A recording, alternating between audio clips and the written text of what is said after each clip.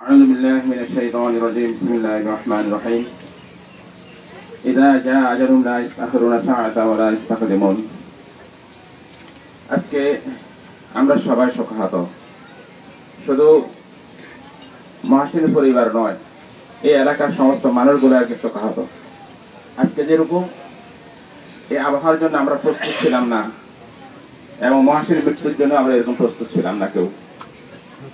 ছোট বড় সমস্ত কিছু, বিশেষ করে এই মধ্যপাড়াতে যতগুলো কাজ, যা ছোট যার দরকার, কার কি অভিযোগ আছে, মহাসিনের উপরে নির্ভর করতো এবং বিশ্বাস ছিল, আস্থাও ছিল। এই কাজগুলা আমরা মহাসিন, আমি নিজেও যে মহাসিনের কাছে এটা বললে এটা হয়ে যাবে, এই কথাটা আমরা সবাই এক বাক্যে স্বীকার করি। আজকে আমাদের এই নির্ভরযোগ্য আস্থার এই ভাজন এই লোকটা আমাদের থেকে বিদায় নিয়ে চলে গেছে। আল্লাহ যেন তাকে যেন মাফ করে দেয়। সমাজের সমস্ত ভালো কাজগুলোর মধ্যে সে জড়িত ছিল। দিন এই আন্দোলনের সাথে, মাওলানা আব্দুল ওয়াহাবের সাথে, তার সাথে মানে একটা সহযোদ্ধা হিসাবে কাজ করত। মসজিদ মাদ্রাসা নিয়ে কাজ করেছে। আমার জাহাঙ্গীর ভাই বলেছেন, সমস্ত ভালো কাজগুলোর উচিত আল্লাহ যেন তাকে যেন মাফ করে দেয়। এবং বিশেষ করে একটা জিনিস দেখছি, আলেমদের প্রতি তার একটা সহানুভূতিশীল আন্তরিকতা, মহাব্বত, যেটা সত্যি বিরল, অনেকের কাছে পাওয়া যায় না, যে মহাসিনের কাছে সেটা পাওয়া যাইত। আমরা যে কথাগুলো বলতাম আন্তরিকতার সাথে, বিশ্বাসের সাথে, এবং সে কাজগুলো করার চেষ্টা করতো, এটা সবাই এক বাক্যে স্বীকার করি আমরা। যাই হোক, আজকে এই বিদায় লগ্নে আমি আমার অন্তরের থেকে এবং আমাদের সবার পক্ষ থেকে আমি মনে করি সবাই দোয়া করে আল্লাহ যেন মহাসিনকে যেন মাফ করে দেয়। সত্যি যখন শুনছি, কালকে রাতে যখন খবরটা পাইলাম, আমার রাতে 3টা পর্যন্ত আমি ঘুম যাইতে পারি।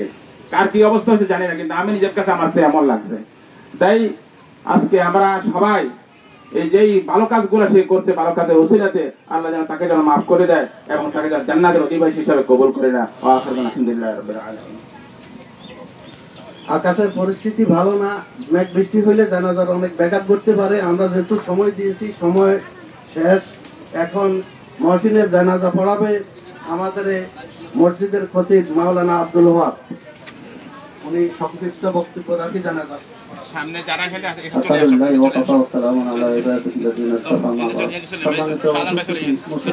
আসসালামু আলাইকুম ওয়া রাহমাতুল্লাহি ওয়া বারাকাতুহু।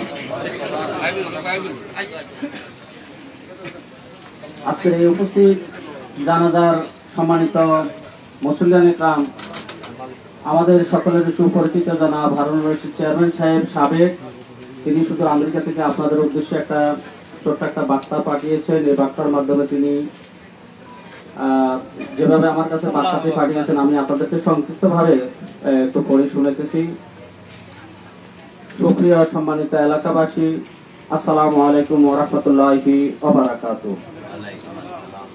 আপনারা উপস্থিত জানাজার এবং আশেপাশে সকলে ইতিপূর্বে অবগত হয়েছেন, আমার অত্যন্ত স্নেহের ছোট ভাই মোহাম্মদ মহসিন গতকাল রাত্রে অনুমানিক ঢাকা 11টার সময় তিনি মৃত্যুবরণ করেছেন। ইন্না লিল্লাহি ওয়া ইন্না ইলাইহি রাজিউন।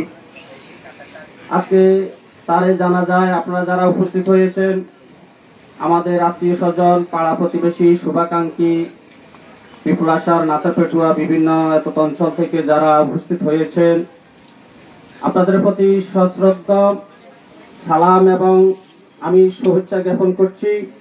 তার পাশাপাশি আমার এই স্নেহের ভাইয়ের জন্য আপনাদের কাছে দোয়ার প্রার্থনা করছি, আল্লাহ তাআলা তাকে যেন মাফ করে দেয়। তার অতীতের সমস্ত কার্যক্রমে ভুল ত্রুটি, সমাজের বিভিন্ন ভাঙ্গা গড়ায় সে আমার পিছে পিছে ছিল। তার এই সকল ভাঙ্গা গড়ায় আপনারা যারা সন্তুষ্ট হয়েছেন, আল্লাহ তাআলা আমাদের কবুল করুন। তার ভুল ত্রুটিগুলো যেন আপনারা নিজের অন্তঃস্থল থেকে তাকে যেন মাফ করে দেন। সর্বশেষ, আপনারা আরো অবগত আছেন, তার নিজস্ব কোনো ছেলে সন্তান নেই। ইতিপূর্বে তার প্রথম স্ত্রী মৃত্যুবরণ করেছে। দ্বিতীয়বার সে বিবাহ বন্ধনে আবদ্ধ হয়েছে। একমাত্র স্ত্রীকে আজকে বিধবা করে আমাদের সকল থেকে চিরবিদায় নিয়েছে। আজকের এই দুর্দিনে, দুঃসময় আপনারা যারা এখানে এসেছেন, আপনাদের প্রতি আন্তরিক ধন্যবাদ এবং আমি অভিনন্দন। আপনাদের সকলের কাছে দোয়া প্রার্থনা করে স্নেহের ছোট ভাই মহসিনের জন্য দোয়া কামনা করছি, আল্লাহ তাকে যারা জান্নাত নসিব করে। বারাকাল্লাহ ফি হায়াতি। আসসালামু আলাইকুম ওয়া রাহমাতুল্লাহ। সম্মানিত উপস্থিতি, আকাশের যে অবস্থা এটা আমরা নিজেরাই ইতিপূর্বে বুঝতেছি। তো আর কথা বলার আমার বিশেষ করে আল্লাহ জাহাঙ্গীর কাকা সাহেব যে কথাটা বলেছেন সেই কথার উপরে আর কোনো কথা থাকে না। মহসিনের বিভিন্ন গুণ কীর্তন আমাদের সকলের জানা আছে। আল্লাহ আল্লাহ তাআলা আমাদেরকে যেন নেকামল করে করে আখিরাতের কবরে পরকালের পাড়ি দেওয়ার তৌফিক দান করে। এখন এই জানাজার নিয়ত হচ্ছে এই ইমামের পিছনে এই মেয়েদের জানাজার নিয়ত করলাম। আল্লাহু আকবার। এখান থেকে একজন মুকাদ্দার হবেন।